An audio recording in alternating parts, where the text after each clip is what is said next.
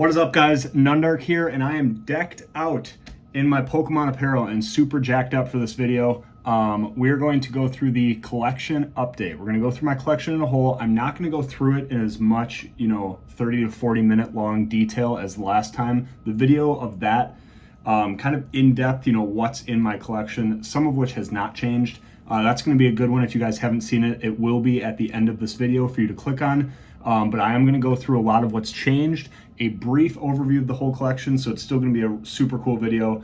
And then it's ever changing. Every week I am changing my collection, trading with friends, trading with card stores near me, buying things, selling things. Like, it is literally ever evolving. So there is a lot of updates since I released, I think in December or January, since I released the collection update. And again, I just got back into the hobby in September of 2023. So we just hit the, I don't know, what is that, 9 month mark? So 3/4 of a year of getting back into collecting, and I couldn't be happier that I made that decision. And I want to review the collection updates with you guys today. So 3 things I will get out of the way right away before people comment it. I know it'll happen. Yes, this is a Christmas tree. Yes, it's May. I'm going to keep that thing up. It's got all my Pokemon ornaments on it. I like the vibes when I turn all the lights off and that thing, glows at night. Absolutely love that. Yes, I keep my Christmas tree up. Second thing, you will notice a Charizard card up here. It is fake. I know it's fake. I bought it fake. It's a gold rainbow rare Charizard that came with a stand. Thought it was cool. Not displaying it because it's real. So someone, shout out to the person who commented on that in the last collection reveal. I thought it was hilarious. They said, basically, first thing you talked about is your Charizards. One of them's fake. I'm going to try to give this video another minute of a chance. I can tell you're new to this kind of thing. I knew it was fake. He gave the video a shot. Actually really liked the collection. So stay tuned for what I'm about to show you. He stuck along, he or she, and I do appreciate the comment. I got a kick out of it. And then the third thing is, yes, I know all of my ETBs are opened. One of the biggest regrets I have is kind of twofold. It's a regret and it's not a regret. From a sealed product collection standpoint, how cool would it be to have all those ETBs, one from every Sword and Shield and Scarlet and Violet set, sealed? That would be super cool. I wish that I didn't crack into them. However, in a 9-month span to get from where I was with Pokemon knowledge to where I'm at now, in large part, at least from a knowledge of what these sets contained and what was in each set, and just the history and the chronological order of sets of Sword and Shield era and beyond, I'm really happy I did crack into those. Because when I was getting back into this, I didn't know which sets were good, not good, fun for me, not fun, which ones I wanted to pursue and open more of. And the best way to do that, in my opinion, is an ETB. Yes, if you know the set, if you know you're gonna like the set, go get a booster box, get 36 packs. But not everyone wants to spend $100 when a set comes out on a booster box. Go get an ETB, try it out. You'll get a feel for it, you'll get a couple hits.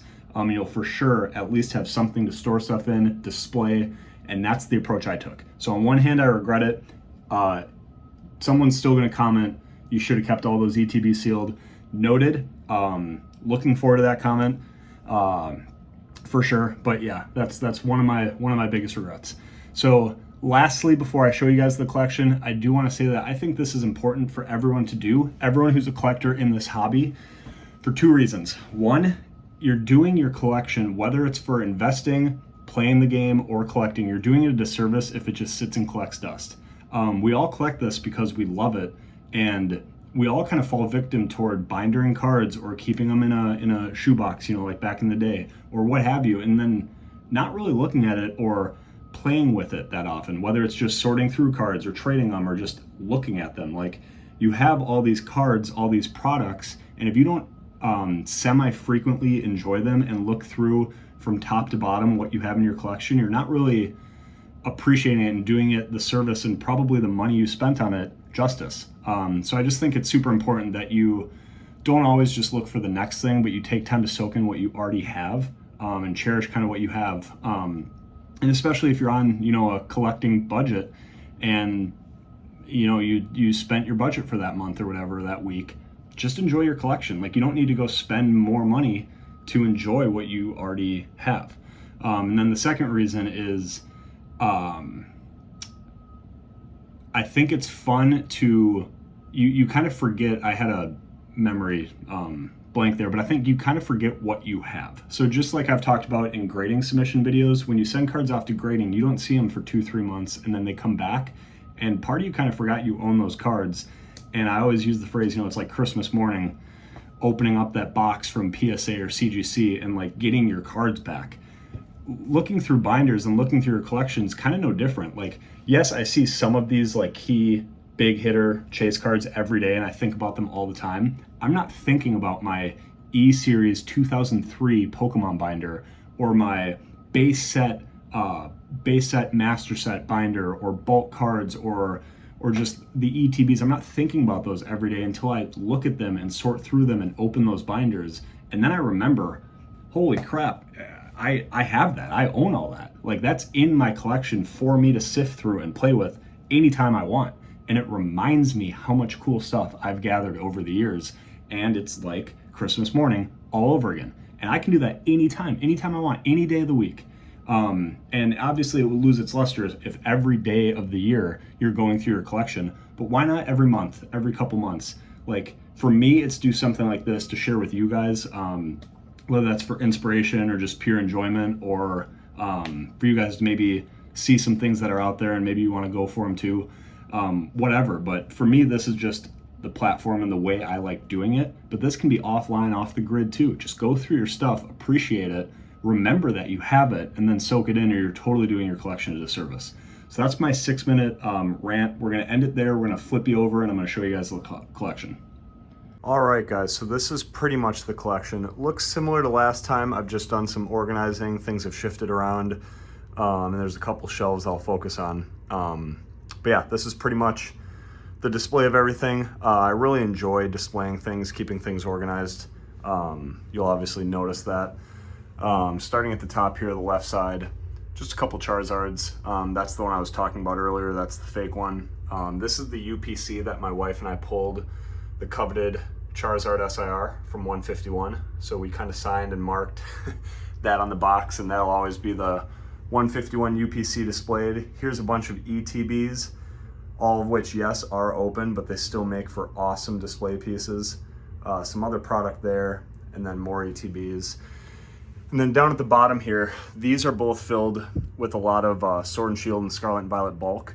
And then vintage bulk is actually in this UPC. Tons of base set through the gym challenge set bulk, Gym Heroes, and the Neo series. And then these are 4 master sets of 151, the base sets of 151.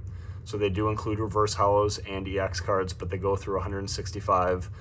Don't include the SIRs or the IRs or full arts, but pretty impressive to have that many. This is what my wife really loves to do, is binder the reverse hollows and non-hollows of 151. So we have 4 almost completed sets there. And that pretty much takes care of the left side here, like that. And then we get into the middle here, and we'll get up to the slabs shortly. At the bottom are all of my binders. We'll go through a couple of them, but in this one, this is top loaders. These 3 are vintage. This one's Temporal Forces. That's Paldea Evolved. Crown Zenith here. I think another vintage one. My old childhood binder. Some Obsidian Flames, and then in here is master sets of Japanese and English 151, and then there's some really, really cool books on another master set of 151. So just a lot of binders. I do want to highlight some of these books. I showed this in the last video, so I'm not going to go through all of them, but the Gotta Catch 'Em All series, very old, very cool books. These things are just, you know, antiques at this point. And then my favorite is the official Pokemon handbook, the original 151 Pokemon. 151 Pokemon. So obviously Pokemon 151 has come out, and clearly that's you know, one of my favorite sets ever. This is the original 151. So in it are all the Pokemon in order, you know, in Pokédex ID order, and it tells you everything you need to know about every Pokemon. And I just think this book is so cool, especially now that we have a modern version of the original 151 Pokemon combined in a set. I just think this is so cool. So this book and all these books are on the shelf. We'll just set those right there. My eBay store inventory is on the second shelf. So just, you know, a bunch of deck boxes, some base master sets of Paldea. I do have a couple slabs here actually that aren't in my store. Big hiker, so I just always have loved this card, this trekking shoes card from Astro Radiance. And then this is a first edition Japanese Coughing from 2004. Might be the lowest population card ever. I can't find any sold history on eBay of this card and no price data for it. So this is a CGC 8.5 Clash of the Blue Sky first edition Coughing. But again, it's just a common card, non-hollow, just a random card. Nobody back in the day was grading this card ever. So there's just none of these around. So I think I picked this up for like literally 10 bucks. It might be worth $0. It might be a $100 card because there's literally none of them slabbed. So I have no clue, but I just think that's hilarious. So I've kept it this long, and then obviously just, you know, tons of cards. Tons of playable cards and stuff that's listed on my shop. And then up here, I just love Pikachu. This is my childhood Pikachu, 5.5. Doesn't matter the quality, that card will always mean something to me. This is a Taipei promo Pikachu. Yeah, it's Taipei Pokemon Center. So that's a really, really cool card. And then this is a stack of individual Eevee cards that I'm using to frame something for my goddaughter. So this is my Eevee collection. And then we get to the slabs. So I've done a lot of work to the slabs since the last video. Starting at the top, you have vintage. Obviously the grades are going to be poor, but some of these are absolute grail cards. I'll try to eliminate reflection. This Torchic is a gold star Torchic. Very valuable card, very rare card that was from my childhood. And this Shining Mewtwo is my brother-in-law's childhood Shining Mewtwo. These two cards are, you know, coveted grail cards. Very cool to have. Really not going to ever let those go. And then let's see the best way to show these. Then obviously this Lugia from Neo Genesis, the Snorlax from Skyridge, very, very cherished, expensive vintage cards. Pichu from Expedition Base, and then an Aquapolis Electrode. So I really like the E-Series cards and love these vintage grails. That's kind of the top row. I really like Gengar, and there's some nice Gengar cards here. One's a 9.5 first edition. I also do have the first edition Sabrina's Gengar. So that's kind of a cool trio there. A non-hollow Charizard, always cool to have in the collection. And then these two are first edition Italian cards. So they are high graded. And what's interesting is, you know, regardless of if this is Italian or not, a 9.5 base set first edition Charmander, regardless of the language of the card, is extremely rare. So these are certainly, from everything I've seen online, there is sold history on eBay for these, and they've all been over 100. And some have even been like 250, 300. There's really not enough price data to truly know, but it's certainly valuable. So I think it's just super cool that these were in someone's binder. They were Italian, they didn't want them. So I got a super good deal on them, chose to get them graded, and they hit an 8.5 for the Pikachu and a 9.5 for the Charmander. They are Italian though. Still really, really cool. Then a Dark Dragonite from Team Rocket Returns. I love this Legendary Bird kind of stained glass promo card from Sun and Moon. Black Star promo. This was the first Master Ball I ever pulled of Vulpix. It did hit a 10. And then these are 3 sequential promo cards featuring Bulbasaur, Charmander, and Squirtle. And I just love that they're sequential and all hit a 10. So that is just so rare to submit cards that all hit a 10 and they're sequential. And obviously they go together. So that's really cool. And then the final row here, and we'll be done with slabs. As you hear Kevin the Girl Cat behind me, is this a couple 151 hits, the Squirtle illustration rare, and then my wife pulled this SIR Venusaur from 151, SIR, both of those hit a 10. Then this is probably my best pull from Japanese 151 that I've gotten graded. And then the Secret Rare Pikachu from Crown Zenith hit a pristine 10, gold labeled CGC pristine 10 in English, which English cards don't have as good a quality as Japanese. So for that to hit a pristine 10 is super cool.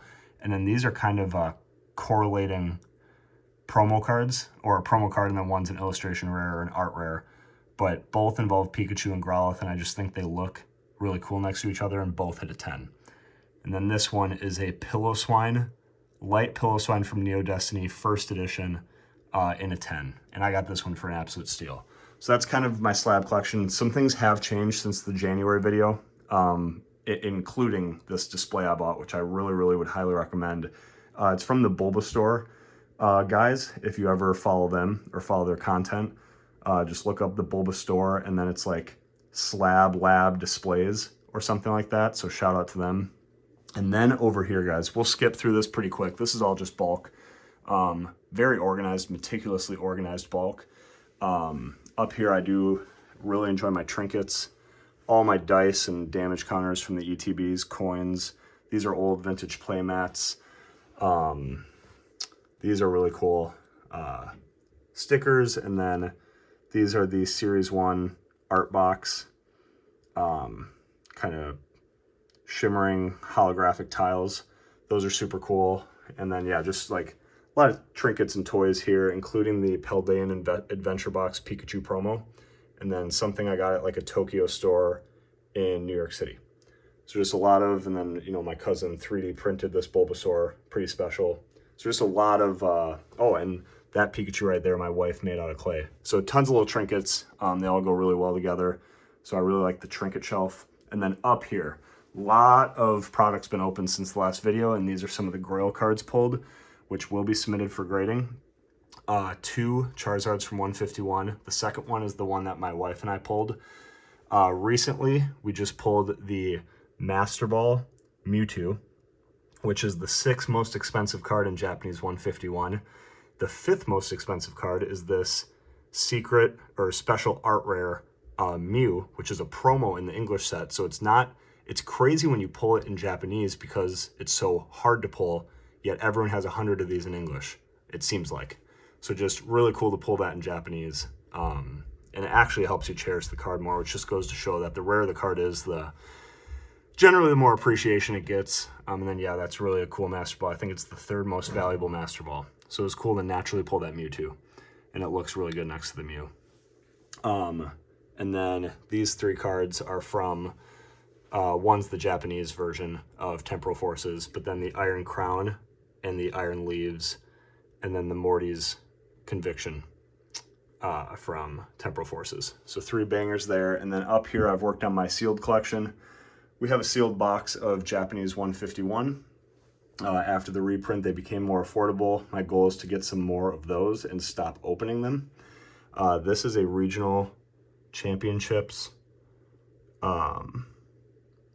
stamped Iono, which is really cool. I love that Iono card from Paldean, and it's really awesome to have a stamped version of it. My 3 booster boxes in English are Chilling Reign, Lost Origin, both of which have had massive price spikes. And then currently the only Scarlet and Violet set showing growth, like substantial growth, is the Paldea Evolved box. It's my favorite Scarlet and Violet set, or standard set. And I have a lot of belief that it's going to do well over time. Obviously, it's still in its reprint window, probably will see a reprint. Does not matter. I love this box. I'm going to keep that one sealed. So those are my 4 boxes right there. The Magikarp from Paldea Evolved, super gorgeous card. I always was high on it, and now obviously the market is catching up. And then this promo card is just gorgeous. Then some more ETBs, some plushies and stuff up there, and then this cool Eevee and Pikachu puzzle. So that's kind of where I'm at with stuff. We'll look at a couple binders, and then before I do that though, I want to pan over. Oh yeah, down here there is a plethora of sorted bulk, all sorted by sets and energy types down here. And then the last thing I want to show you guys, my Christmas tree filled with Pokemon ornaments that everyone says I should take down because it's summer or approaching summer, but I won't. Here are a bunch of cards I display on my wall. So these are not cards that I care if they get, minorly nicked or damaged or whatever. Obviously they're less protected in this display, but they just look so cool as wall art. And these are legit cards. These are vintage, and just kind of ones that I didn't want to binder or do anything with other than really appreciate and enjoy visually. And these are childhood vintage cards. Kind of a rhyme or a reason as to like color or I don't know, keeping Pokemon together to make it display well, including that base set 2 Charizard. But yeah, that's a vintage one. This is all modern promos. So primarily Scarlet and Violet. Basically every set's promo card from Scarlet and Violet, and then a couple random ones like this, you know, Professor's Research, Juniper promo card, and Iono Full Art promo card, both from the Milk Carton, you know, tournament collection boxes. And then yeah, just some Sword and Shield ones, but I really like how all these promo cards look when they're placed alongside each other. I just think that's a really cool way, almost like a larger binder page of just promo cards. And then this one's a special one for a couple reasons. The most important one is these 3 cards were pulled in my first ever Obsidian Flames ETB, Elite Trainer box, that got me back into Pokemon. So I was on a trip. Some of you guys have heard this story, but these 3 cards were literally the hits from the first Pokemon product I purchased after 2 decades away from the hobby. And I was hooked, and I was back, and it's turned into everything you just saw. Obviously, I love this Steelix card, this Fivio card. So those are just kind of modern cards on the bottom, but then you get into some Southern Islands, super small rare set. Here's the Togepi and Marrow from that. Some really cool E-Series and vintage cards. One of my favorite Tyrannitars, both in Japanese and English. Some cards from my childhood that meant a lot. A couple bangers up here. Wooper, Poliwhirl. 2 big EX cards, especially this Dragonite. And then that Gardevoir I pulled in the Water Tower Mall of Chicago.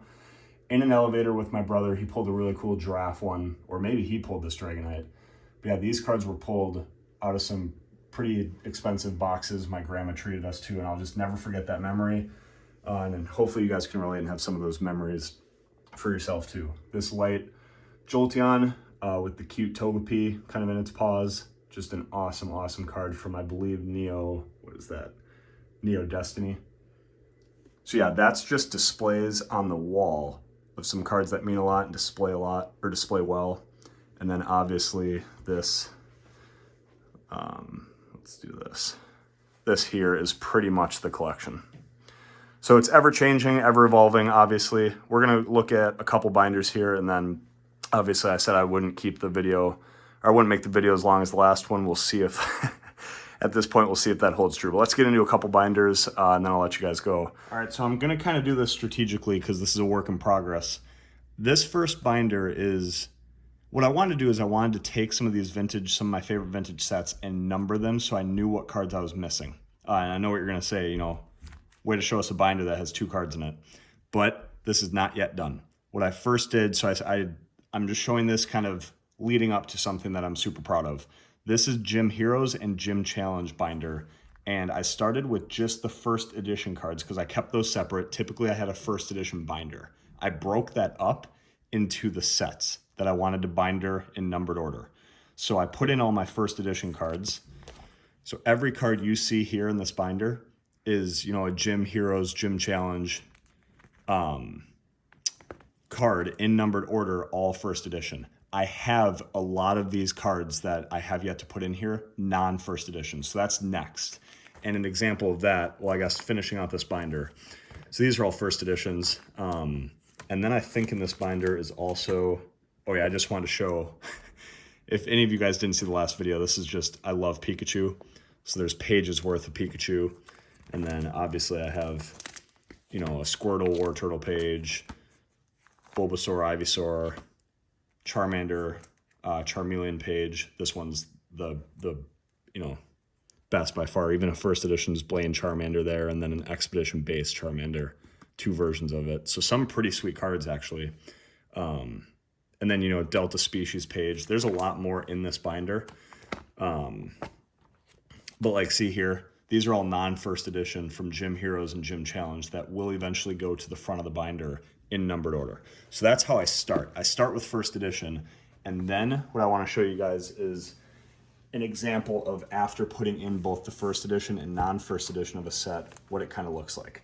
So here is Team Rocket, and obviously old sets started with the hollows and then it went to the non-hollows. So it was super hard for me to find a lot of hollows that I had for these sets after, actually numbering them in a binder. But this is Team Rocket.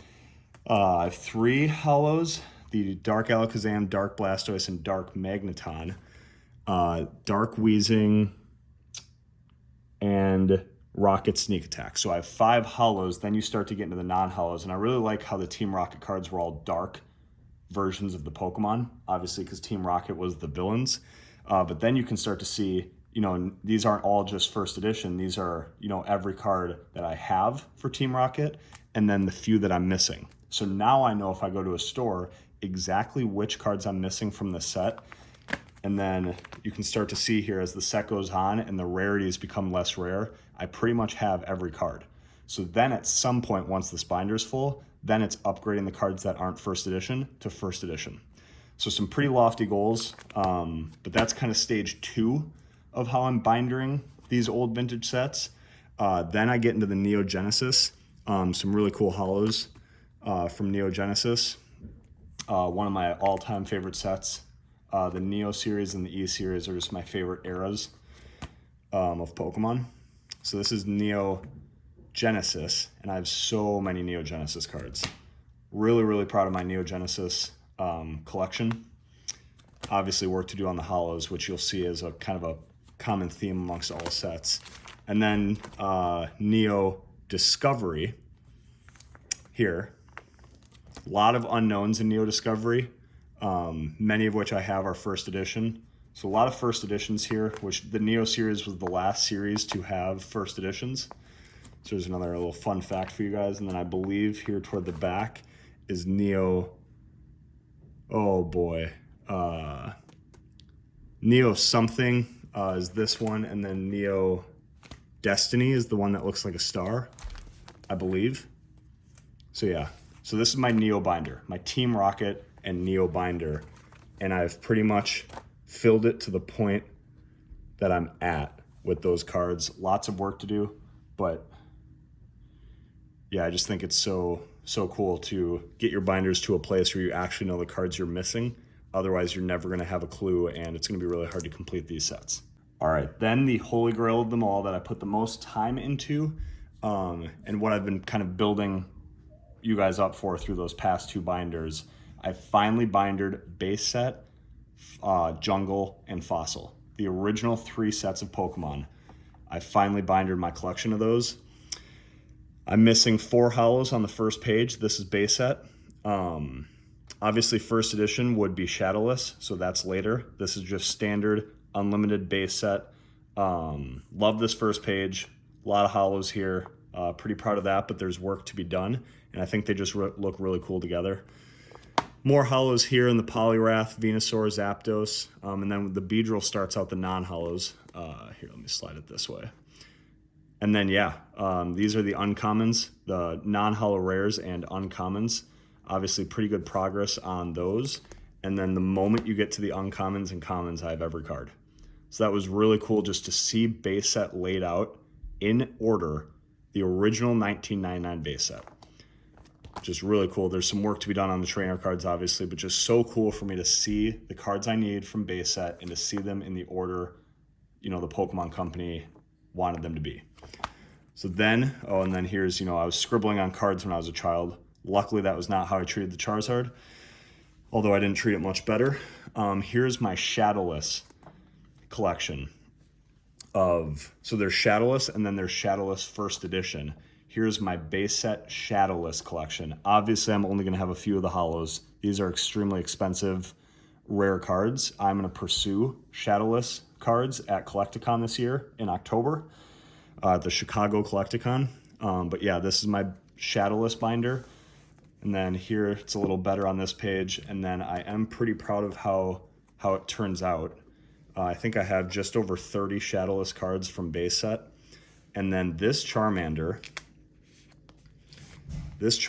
is a first edition Shadowless Charmander. This is like a $50 card. And This was in a collection pickup I purchased. And he knew it was a, he said it's a first edition Charmander. I don't think he processed, maybe what that means. I gave him a fair price, but it's obviously in pretty beat up shape. But I just think to have a first edition shadowless Charmander, and you'll see on the next page, or maybe somewhere there's a first edition Charmeleon. Yep, right here as well. First edition shadowless Charmeleon. So super cool. Really enjoy my shadowless collection. And then we get to fossil. All right, so over here are the hollows for, jungle. Here are the hollows for jungle. This Jolteon, someone in the last video pointed out that this is a no stamp air Jolteon from jungle, which makes it more valuable. So shout out to you for making that comment and observation. But yeah, this is my jungle collection. A lot of these are first edition, which is pretty sweet.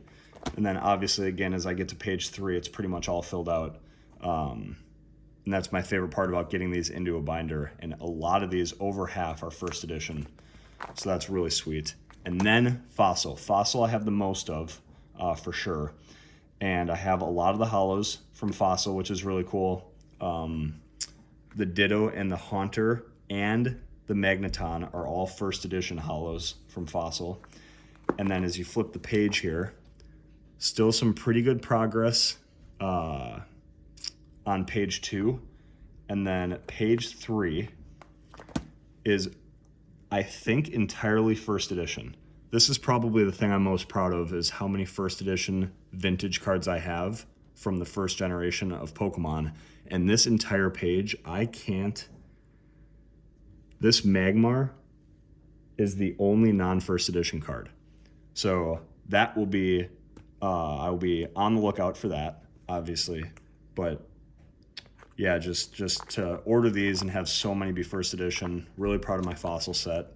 And I don't know yet what I'm gonna do with, these.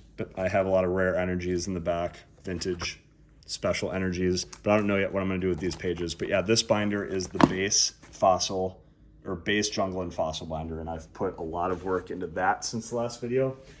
And then finally, I will leave you guys with my E-Series binder. I've mentioned E-Series sets a lot. That is Expedition Base, which is right here, and then Aquapolis and Skyridge. They're 3 of the most valuable sets because they were short, very short printed. They were popular, but the E-Series kind of e-reader borders for the games were a gimmick the Pokemon did that, only lasted 3 sets. And these weren't cards that were around for years and years and heavily printed and reprinted, kind of like your base sets. Base set 2, Legendary Cloud, like they weren't printed, and they're so rare and they're so hard to come by now. And they also came in it started the reverse hollow gimmick. So like this is a reverse hollow Venusaur, reverse hollow War Turtle. I can't get enough of these sets. I don't think I'm ever gonna master them.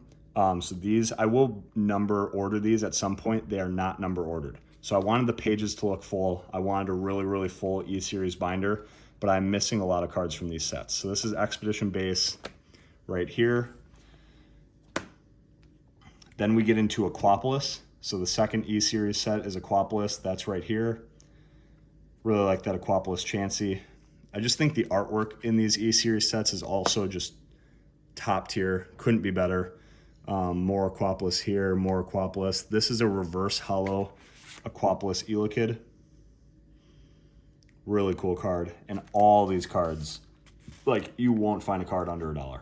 Like even this Spiranak Aquapolis common card, I bet you is a couple bucks. Like it's just become and that's not the reason I love them. It's just so cool though, the value that these 3 sets have taken on over the years, because they're just so hard to come by, let alone near mint copies. And then Skyridge. I have the least Skyridge. It's probably the most valuable of the 3. A Skyridge box right now, I don't even want to know what that goes for. It's probably 50 grand plus or minus. But just such coveted sets. A lot of work to do on Skyridge. And then I guess I got into, I think this is fire red and leaf green. So here's all my fire red, leaf green cards. This is Sandstorm. Okay, so I did get into the kind of EX era. I still played these on the Game Boy, these games on the Game Boy. What is this one? This is Dragon. Dragon series I really, really like. That was the Dragonite EX card that was on my frame earlier in the video. So a lot of Dragon cards. Or Dragon Frontiers. I think Dragon Frontiers is the name. I believe it's where Flagon came out. Yeah, with Vibrava. The whole evolution line of Trapinch of Flagon. And then here, oh boy, yeah, we're in that era still. They're all bindered and sorted. That took a lot of time. It starts to get fuzzy, and this is about where I phased out of Pokemon until literally Obsidian Flames last September. So this is kind of it. Obviously, there's work to be done on these binders. Oh, this might be